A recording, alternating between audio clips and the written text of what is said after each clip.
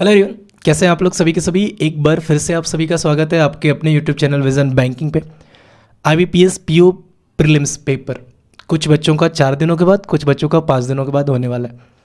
मन में घबराहट होनी बिल्कुल शुरू हो गई हुई।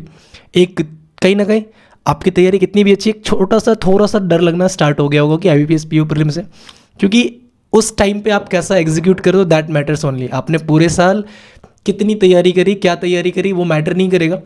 जो 20 मिनट आपको मिल रहा है पर्टिकुलर, उसमें आप कैसा एग्जीक्यूट कर रहे हो चीज़ों को, वही मैटर कर रहा होगा।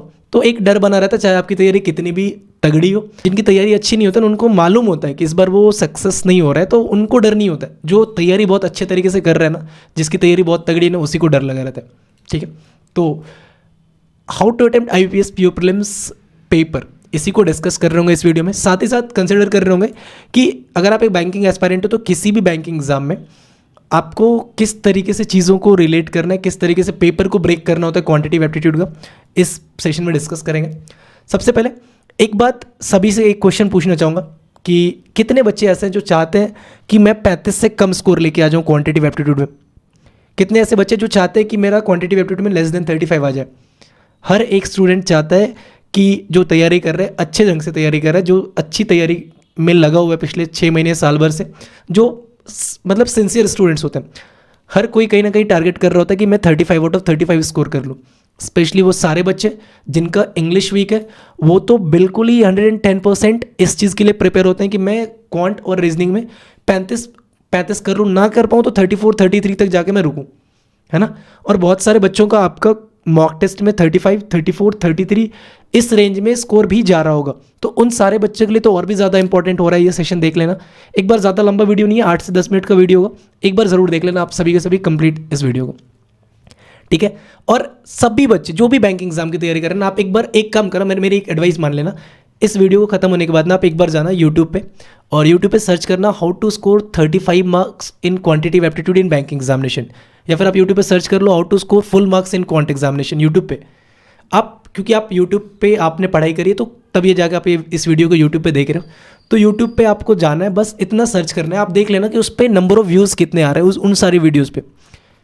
और मोस्टली वो बच्चे इस वीडियो को देख रहे होते हैं जिनका इंग्लिश वीक होता है। ठीक है, तो यूट्यूब पे आपको भर के मिलेंगे कि how to score 35 out of 35। ठीक है, बट तो अब क्या होता है ना कि जिनका पेपर 35 आउट ऑफ 35 में से आप 30 नंबर लेके आ रहे हो, मॉक में 32 नंबर लेके आ रहे हो, 33 नंबर लेके आ रहे हो, लेकिन पेपर आपका जब 15 और 16 को पेपर है ना, कितने शिफ्ट में पेपर है, टोटल 8 शिफ्ट में पेपर है। तो ऐसा तो नहीं कि हर शिफ्ट बराबर होगा, कोई सा शिफ्ट इजी हो जाएगा, कोई सा शिफ्ट डिफिकल्ट हो जाएगा। वो मैटर करता है कि कौन सा शिफ्ट डिफिकल्ट, कौन सा शिफ्ट इजी है। फॉर एन एग्जाम्पल, एक ऐसा बच्चा जो बहुत तगड़ी तैयारी कर रहा है, बहुत तगड़ी तैयारी कर रहा है, उसके 34 में स्कोर जा रहे हैं क्वांट में, मॉक में, लेकिन उसका शिफ्ट इतना तगड़ा आ गया कि वो 27 अटेम्प्ट कर रहा है, बस केवल 27 अटेम्प्ट हो पाया, 26 अटेम्प्ट हो पाए। अब उसको ये नहीं सोचना कि मेरा तो मॉक में 35 जा रहा था। आपने अपना बेस्ट दिया, जिस तरीके से आप मॉक में लगा रहे थे उस तरीके से आप दे रहे हो। अभी मैं पूरा पेपर को ब्रेक करके बता रहा हूँ। ठीक है, तो आपने अपना कहीं ना कहीं बेस्ट दिया, तभी जाके 27 अटेम्प्ट हो पाया। क्योंकि कोई बच्चा ये तो नहीं चाहेगा ना कि मेरे को 35 आ रहा है मैं 27 बना के चला जाऊँ, या मेरे को 35 आ रहा है मैं 20 बना के चला जाऊँ। आप अपना बेस्ट देते हुए आ रहे थे थ्रू आउट द पेपर, लेकिन फिर भी आप 27 ही अटेम्प्ट कर पाए, कहीं ना कहीं पेपर की डिफिकल्टी लेवल की वजह से। ठीक है, तो इस तरीके के अप्रोच में आप ये मत कर लेना कि मैं मॉक में 35 जा रहा था, यहाँ 27 जा रहा हूँ, तो मैं एक काम करता हूँ, कुछ रिस्क ले लेता हूँ। क्योंकि नॉर्मलाइजेशन में सबसे पीछे वही बच्चे चले जाते हैं जो रिस्क ले रहे होते हैं, जो नेगेटिव वाले बच्चे जा रहे होते हैं। ठीक है, तो सबसे पहले पेपर का लेवल आपको नहीं पता है क्योंकि आप पेपर दे रहे हो, और उस पॉइंट ऑफ टाइम पे आपका माइंड ये नहीं सोच रहा होता कि डिफिकल्ट क्वेश्चन है, इजी क्वेश्चन है ना। तो आप पेपर को एनालाइज नहीं कर सकते कि पेपर डिफिकल्ट है कि ईजी है, स्पेशली उस पॉइंट ऑफ टाइम पे जब आप पेपर दे रहे हो। ठीक है, तो आप जितना भी अटेम्प्ट आ रहा है ना आपका, वो आप सबसे पहले मान लेना कि आपका 100% था। आपका वो बेस्ट अप्रोच होना चाहिए, बेस्ट फुट फॉरवर्ड होना चाहिए। फिर आप 25 अटेम्प्ट करके आ रहे हो, 35 अटेम्प्ट करके आ रहे हो, दोनों ही बराबर है, क्योंकि एट द एंड नॉर्मलाइजेशन काम करना है। ठीक है, तो ये वाला पार्ट था।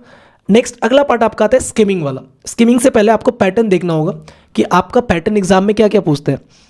अगर आपको कोई बताना है कि 15 नंबर का आपका स्पीड मैथ्स आएगा, किस्मत बहुत अच्छी होगी तभी आएगा, नहीं तो 10 नंबर मैक्सिमम आपका स्पीड मैथ्स आएगा। स्पीड मैथ्स में मतलब अप्रॉक्सीमेशन आ जाएगा, नंबर सीरीज आ जाएगा, और आपका क्वाड्रेटिक आ जाएगा, और मोस्टली इन 3 में से 2 ही आएगा। और उस दो में से भी अगर बात करो तो ज़्यादातर यही आता है, approximation number series, approximation number series. Quadratic किस्मत अच्छी होगी तो आ जाएगा, ठीक है। उसके बाद डीआई और कैस्लेट, मतलब अगर आपका 2 डीआई आ रहा है तो 10 नंबर, कैस्लेट भी लेके आ रहा है तो 15 नंबर। अगर डीआई 10 तो अर्थमेटिक 15, कैस्लेट को लगा के 15 डीआई आ गया तो आपका 10 अर्थमेटिक आएगा, ठीक है। अब ये 35 क्वेश्चन आपके पास है, इसी स्ट्रक्चर में आने। स्किमिंग वाला पार्ट क्या करना है, एक बार उसको ध्यान से देख लो। अब क्या होता है कि 20 मिनट्स में आपको क्वेश्चन करने कितने होते हैं, 35 क्वेश्चंस। अगर मैं स्किम करने जाऊं और एक एक क्वेश्चन को मैं देखते जाऊंगा तो मैं कम से कम 2 सेकंड तो ले रहूंगा ना। तो 35 दूनी 70 सेकंड, मतलब 1 मिनट मैंने बर्बाद कर दिया। मोर देन 1 मिनट आपका स्किमिंग में बर्बाद हो रहा होगा। तो इसको कैसे बचना है, आपको क्या करना है, क्वेश्चन नंबर 1 पे गए, मान लो कि नंबर सीरीज था 1 से 5 नंबर सीरीज था, बना डालो। अप्रॉक्सीमेशन था, बना डालो। लेकिन अगर आपको गलती से दिख रहा है कि वहाँ पे अर्थमेटिक है, अर्थमेटिक में आपको एक एक क्वेश्चन जाके शिफ्ट करना पड़ेगा। 1 देखा, क्लिक किया, सेकंड 3 4, जैसे ही आप क्वेश्चन नंबर 4 पे जाओगे, एक एग्जांपल दे रहा हूँ, आपको दिख गया डीए, तो आपको पता है कि क्वेश्चन नंबर 4 से लेके क्वेश्चन नंबर 9 तक क्या होता है आपका, डीए आएगा, 5 क्वेश्चन तो आएगा ना, ठीक है जी। आपको क्या करना है, यहाँ पे रिव्यू कर लेना है। क्वेश्चन फॉर रिव्यू होता है ना, तो उसको कर दो, और जैसे ही करोगे उसका कलर चेंज होगा, पर्पल हो जाएगा। इसी तरीके से जब आप अर्थमेटिक को भी स्किम कर रहे हो तो हर एक बच्चे का कुछ ना कुछ प्लस पॉइंट तो हो रहा होता है। मान लो कि आपका टाइम एंड वर्क अच्छा है तो एक नज़र में क्वेश्चन देख के आपको आइडिया लगना स्टार्ट हो जाता है, ठीक है। अर्थमेटिक को आपको इतना नहीं भी ध्यान देना है तो इसको फिलहाल के लिए आप इग्नोर कर सकते हो। तो आपने देखा 4 to 9 मेरा डीए था, आप रिव्यू कर दो। फिर आप गए 10 11 12 13 14 आपका अप्रॉक्सीमेशन आ गया, बना दिया। फिर 15 to 19 आप क्या देख रहे हो कि डीए है, ठीक है। इस बार आपका बार ग्राफ डीए था, फॉर एन एग्जांपल बता रहा हूँ। 15 to 19 में आपने क्या देखा कि पाई चार्ट था, प्लस में टेबल था, ठीक है जी। इतनी बात समझ में आ गई। फिर आप 20 से 24 25 तक आपका अर्थमेटिक, फिर एक कैस्लेट, फिर अर्थमेटिक। तो आपको एक जैसे ही 4 पे गए तो आपको 5 6 7 8 नहीं चेक करना है। 4 पे गए सीधा 10th क्वेश्चन चेक करो।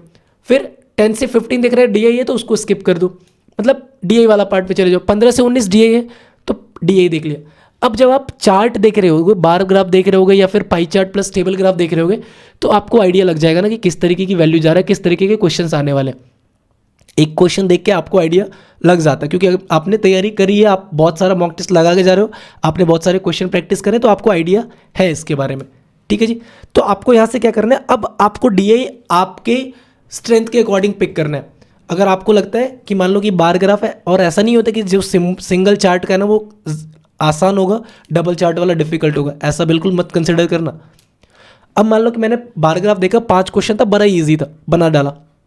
अब इस 5 क्वेश्चन में ना एक क्वेश्चन, मान लो पहला ही क्वेश्चन आपको ऐसा आ गया कि ए बी सी डी का मेरे को 2001 से लेकर 2005 का टोटल सम का एवरेज बता दो या फिर रेशियो बता दो। तो अब इसमें आपको ए भी कैलकुलेट करना, बी भी कैलकुलेट करना, सी भी कैलकुलेट करना, डी भी कैलकुलेट करना, मतलब मल्टीपल चीज़ें कैलकुलेट करके बतानी है। तो कहीं ना कहीं अगर आप इसमें 1 मिनट का टाइम ले रहे हो ना तो इस क्वेश्चन को स्किप कर दो। जरूरी नहीं है कि जो डीए आप बना रहे हो उसका 5 क्वेश्चन आप बना के आओ।